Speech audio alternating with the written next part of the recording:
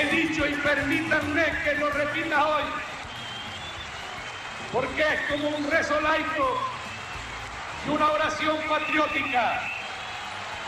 Y si alguien distraído al costado de camino cuando nos ve marchar, nos pregunta cómo juntos, hacia dónde marchan, por qué luchan, tenemos que contestarle con las palabras del preámbulo, que marchamos, que luchamos para constituir la unión nacional, afianzar la justicia, consolidar la paz interior, proveer a la defensa común, promover el bienestar general y asegurar los beneficios de la libertad para nosotros, para nuestra posteridad y para todos los hombres del mundo que deseen habitar el suelo argentino. Aquel preámbulo fue la utopía colectiva que sepultó todas las dictaduras por los siglos de los siglos. Amén.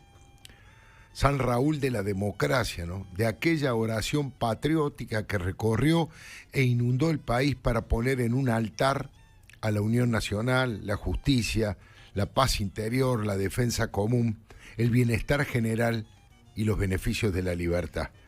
Ese texto sagrado de la Constitución se hizo himno y bandera en la voz cálida de Alfonsín. Sergio Massa lo manchó al repetirlo con un oportunismo digno de su falta de escrúpulos y de su cara de acero inoxidable. Hoy se cumplen exactamente 40 años de aquel glorioso 30 de octubre.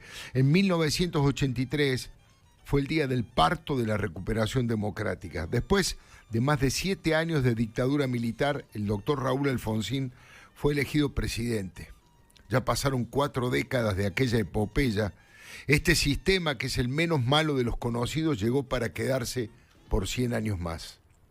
Por eso don Raúl está en la eternidad. Seguramente está tomando unos mates con don Hipólito Yrigoyen y don Arturo Illia en el cielo de la austeridad republicana y la honradez, o saludando a la gente por las calles de la memoria con dignidad y la frente alta, como le gustaba hacer aquí en la tierra. Don Raúl, el padre de la democracia recuperada, caminando lento como perdonando el viento, según la poesía emblemática del Día del Padre. Don Raúl, firme en sus convicciones y peleando con coraje contra ese maldito cáncer que lo rompió, pero que no lo pudo doblar, como proclamaba Leandro Alem. Ahí está don Raúl, que mirado en perspectiva fue uno de los mejores presidentes que nos supimos conseguir.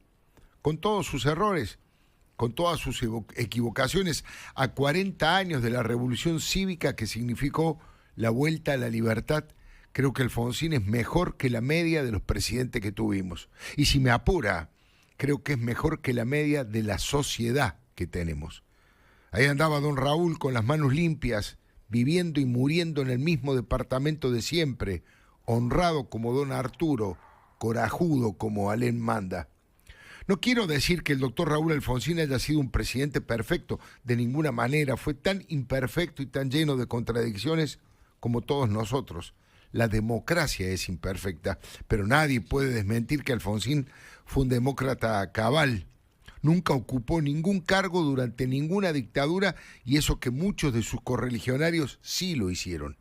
Estuvo detenido por ponerle el pecho a sus ideas, fue un auténtico defensor de los derechos humanos de la primera hora y en el momento en que las balas picaban cerca. Fue su bandera permanente, se jugó la vida por eso. No fue por una cuestión de oportunismo ni para cazar dinosaurios en el zoológico como lo hicieron tardíamente los Kirchner. Por eso, con toda autoridad, después parió el Nunca Más y la CONADEP y el histórico juicio de las juntas militares que ningún otro país del mundo se atrevió a hacer con la dictadura en retirada, pero todavía desafiante, poderosa y armada hasta los dientes. Esta rigurosidad histórica hoy tiene más valor para completar la información de los jóvenes que hace un tiempo vieron la película argentina 1985. Italo Luder, candidato del peronismo, apoyó la autoamnistía de los militares. Y como si esta claudicación fuera poco, el peronismo también se negó a integrar la CONADEP.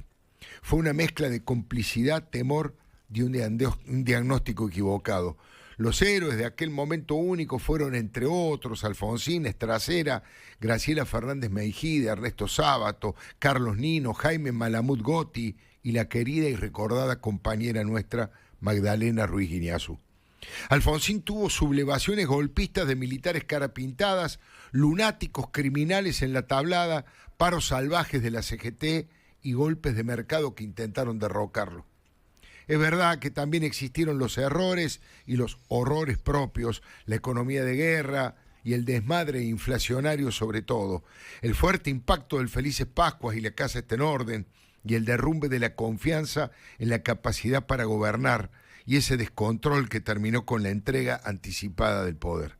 Si tratamos de ser lo más ecuánimes y rigurosos posibles, aparecen las luces y las sombras de una gestión, pero el paso del tiempo y la comparación con lo que vino después lo deja a Raúl Ricardo Alfonsín del lado bueno de la historia, en la vereda del sol, entrando a los libros como un héroe que se definió como el más humilde de todos los servidores del pueblo. Nadie puede negar que fue un patriota.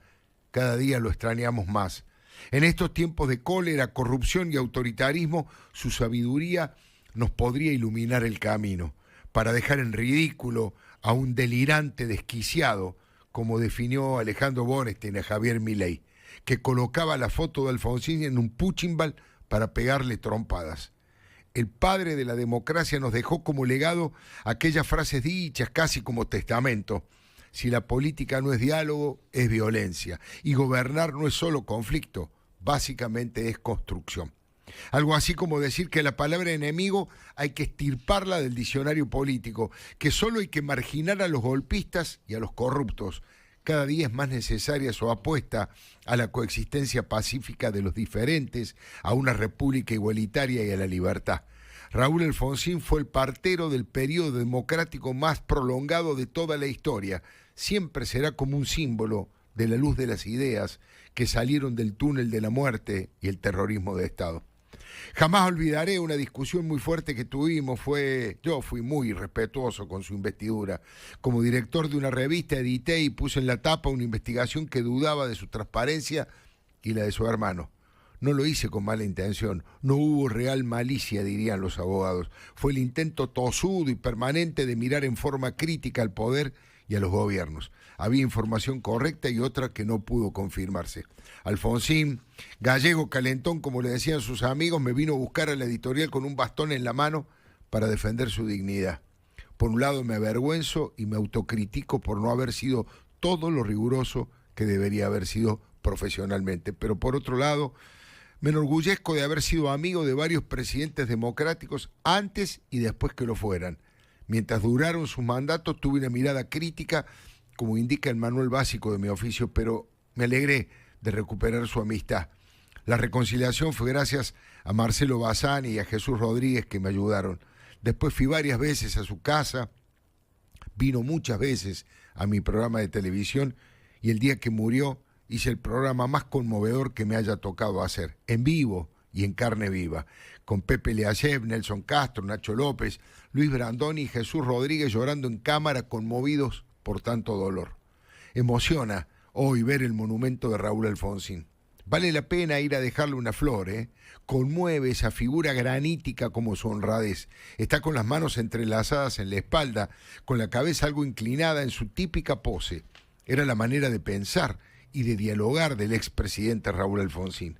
Caminar por los jardines de la Quinta de Olivos y reflexionar en forma peripatética. Hoy están ahí. Hoy está ahí erguido en la ética de sus convicciones y responsabilidades como un vigía de la libertad enclavado en la Plaza Moreno de La Plata.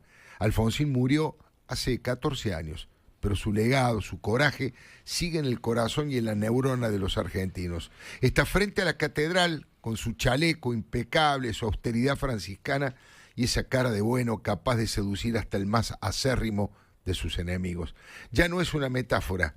Alfonsín está en el bronce, en el lugar que merecía. Ahora los argentinos, los que amamos la democracia, los derechos humanos y la libertad, tenemos un lugar para ir a rezarle nuestros rezos laicos. Tal vez nos ayude a parir el país que soñamos. Don Raúl, es hora de honrarlo.